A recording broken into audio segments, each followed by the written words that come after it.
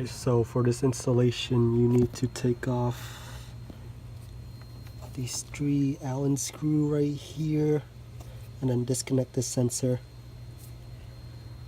Alright, I'll be right back. Alright, so quick update. I unbolted the coolant tank just so I can get it out of the way a little bit so I can reach the Allen bolts. Alright, so the next step, after you have your stock bypass valve off, you're going to line it up with the bypass valve adapter, and it's only going to line up one way. And then make sure you lubricate the O-rings before you put it on.